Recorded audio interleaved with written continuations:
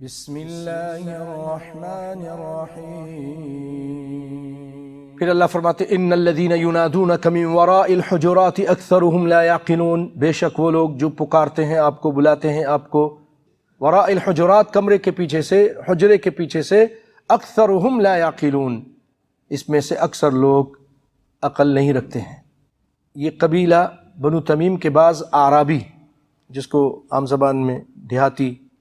ان کے بارے میں نازل ہوئی، جو ایک دن دوپہر کے ٹائم کھانا کھانے کے بعد انسان آرام کرتا ہے، اور یہ صحت کے لیے بھی بہت مفید ہے اور ہمارے اسلام سے بھی ثابت ہے، اور یہ بہت اچھی، انسان دن بھر کا جب تھکا ہوتا ہے تھوڑا سے آرام کر لیتا ہے تو دوبارہ چاقو چوبند ہو جاتا ہے۔ تو آپ صلی اللہ علیہ وسلم آرام فرما رہے تھے، تو یہ آپ کے حجرے کے باہر کھڑے ہو کر عامیانہ انداز میں، کیونکہ ابھی ودو تھے، ان کی تربیت کے لیے ٹائم چاہیے تھا، تو آ کر یہ لوگ کہ یا محمد یا محمد، تاکہ آپ صلی اللہ علیہ وسلم باہر تشریف لے آئیں۔ تو اللہ تعالیٰ نے یہ آیت اتار دی اور ان کو کہا اکثرهم لا یعقلون، اکثر عقل نہیں رکھتے۔ اب جو لوگ اس طرح آوازیں دیتے ہیں، اتنی دور سے، حجرہ بھی نہیں، بہت دور سے پکارتے ہیں، اللہ فرما رہے یہ لوگ لا یعقلون، عقل نہیں رکھتے ہیں۔ اللہ فرماتے آگے ولو انہم صبروا، اگر یہ لوگ یہاں تک صبر کرتے کہ آپ خود ان کے پاس آ جاتے، وَلَوْ أَنَّهُمْ صَبَرُوا حَتَّى تَخْرُجَ إِلَيْهِمْ لَكَانَ خَيْرًا لَهُمْ، یہی ان کے لیے بہتر ہوتا۔ وَاللَّهُ غَفُورٌ رَحِيمٌ، اور اللہ تعالیٰ غفور الرحیم ہے، معاف کر دینے والا ہے اور پھر رحم کرنے والا ہے۔ اس کا پیارا معنی کیا بنتا ہے کہ معاف کرنے کے بعد اس سے نفرت نہیں کرتا۔ بعض لوگ کسی کو معاف تو کر دیتے ہیں لیکن کہتے ہیں تمہاری شکل نہ دیکھوں میں آئندہ، نہیں، اللہ ان سے معاف کرنے کے بعد ان سے پیار بھی کرتا ہے۔ یا ایہا الذین آمنوا، اے ایمان والو، ان جاءکم فاسق بنبأ فتبینوا، اگر تمہارے پاس کوئی فاسق آ جائے، فاسق آدمی کوئی خبر لے کر، فتبینوا، تو تم تحقیق کر لو، ای فتثبتوا، اچھی طرح اس کے اثباتات دیکھو، اس کی تحقیق کرو کہ یہ بات صحیح کہہ رہا ہے کہ غلط کہہ رہا ہے۔ فتبینوا ان تصیبوا قوما بجہالۃ، ایسا نہ ہو کہ نادانی میں کسی قوم کو تم ایذا پہنچا دو، یعنی کوئی تکلیف دے دو ان کو، کوئی نادانی میں، جہالت، نادانی میں، کم علمی میں، تم کو علم نہیں تھا، فتصبحوا علی ما فعلتم نادمین، اور پھر تم ہو جاؤ اپنے کیے پر پشیمان۔ نے کیا یعنی جو کچھ تم سے پھر ہو جائے گا نادانی میں، پوری تحقیق نہیں کی، اچھی طرح تحقیق کرو۔ بہت سے لوگ تحقیق نہیں کرتے۔ ایک سچا واقعہ میں نے پڑھا، نئی نئی شادی ہوئی اور بہت پیار محبت سے رہ رہے تھے، لیکن کچھ حاسدین بھی تھے، ان لوگوں نے اس رشتے کو پسند نہیں کیا، اس میں پھوٹ ڈالنا چاہتے تھے، تو وہ آ کر اس کو کہتے ہیں کہ تمہاری بیوی اچھی نہیں ہے، اچھی چال چلن کی نہیں ہے، اور وہ دوسروں کے ساتھ جاتی ہے باہر، اب نہ تحقیق کر رہا ہے،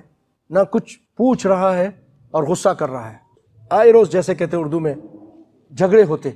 دونوں میں، تنگ آ گئی اس کی بیوی، روزانہ جھگڑے، روزانہ جھگڑے، روزانہ جھگڑے، کیونکہ اس کے اندر ایک بات، غلط بات بیٹھ گئی۔ آخر کار اس نے کہا مجھے میرے گھر بھیج دو، گھر چلی گئی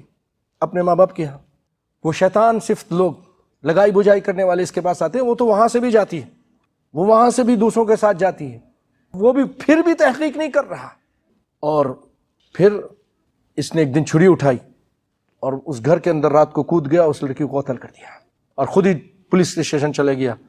بتایا کہ ایسا ایسا تھا۔ بعد میں تحقیق سے پتہ چلا وہ تو بے گناہ تھی، معصوم تھی، پاک تھی، اور اس نے اس کو کسی کی باتوں میں آ کے قتل کر دیا، نسأل اللہ العافیہ، اور جیل میں پڑا اور موت کا انتظار کر رہا ہے۔ یہ انجام ہوتا ہے جلد بازی کا، دوسروں کی باتوں پر پوری طرح یقین کر لیں کا۔ کوئی بھی خبر لے کر آئے تو تم تحقیق کر لو، اچھی طرح اس کی چھان بین کرو کوئی قدم اٹھانے سے پہلے۔ اس کے شان نزول کے بارے میں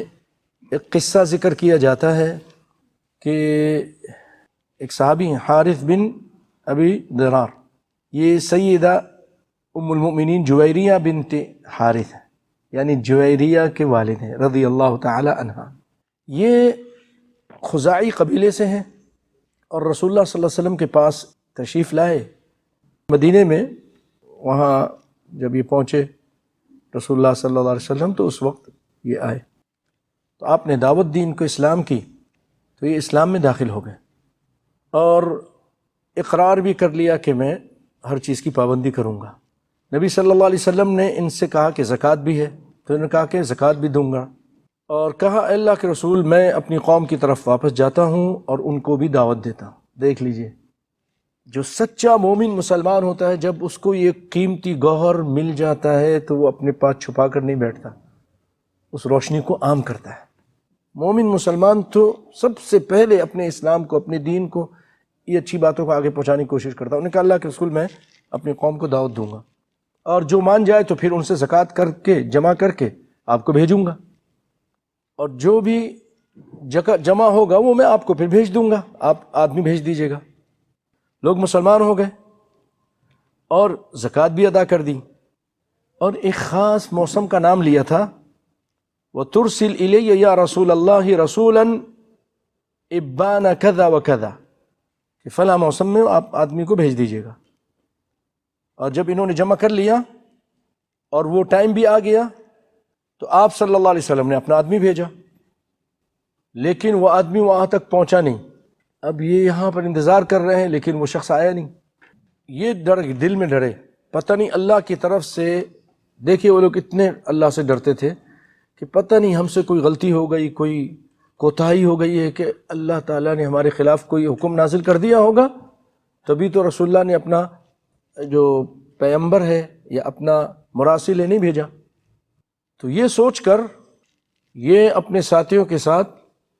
مال زکوٰۃ لے کر مدینے کی طرف آ رہے ہیں، اور ادھر رسول اللہ صلی اللہ علیہ وسلم نے ولید بن عقبہ کو بھیجا۔ ذرا توجہ دیجیے گا، اس چیز کو لے کر جو صحابہ کے خلاف جن کے دلوں میں حسد اور بغض ہے وہ اس کو بہت اچھالتے ہیں۔ دیکھو اللہ نے اس صحابی کو فاسق کہا، تو ان کا نام ہے ولید بن عقبہ۔ یہ وہاں گئے، راستے میں کہیں ان کو کوئی ڈر خوف آیا تو وہیں سے واپس آ گئے، اور آ کر کہنے لگے میں ان کے پاس گیا تھا، انہوں نے مجھے منع کیا ہے اور مجھے قتل کا ارادہ کیا۔ اب رسول اللہ نے یہ بات سنی تو آپ صلی اللہ علیہ وسلم، آپ کی ہمیشہ یہ عادت تھی کہ آپ مشورہ بھی کرتے تھے اپنے صحابہ سے کوئی کام کرنے سے پہلے، تو اس میں اگلی آیت سے ہمیں یہ پتہ چل رہا ہے کہ دو گروہ ہو گئے۔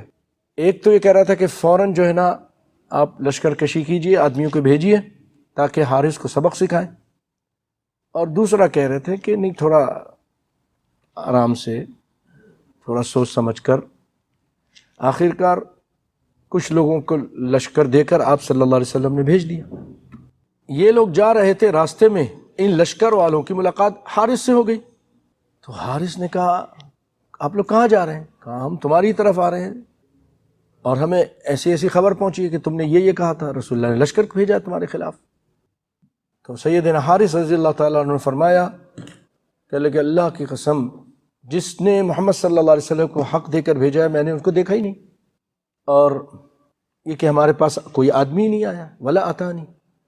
پھر اس کے بعد یہ چلتے چلتے رسول اللہ صلی اللہ علیہ وسلم کے پاس پہنچ گئے۔ آپ صلی اللہ علیہ وسلم نے جب دیکھا تو آپ نے فرمایا زکوٰۃ سے تم نے انکار کر دیا اور میرے آدمی کو قتل کرنے کی تم نے کوشش کی۔ کہنے لگے کہ میں نے نہ اس کو دیکھا ہے، نہ میرے پاس آیا تھا، اور ہم تو اس لیے آپ کے پاس چل کے آئے کہ جب آپ کے پاس سے آپ کا آدمی نہیں آیا تو ہم آپ کے پاس چل کے آئے ہیں،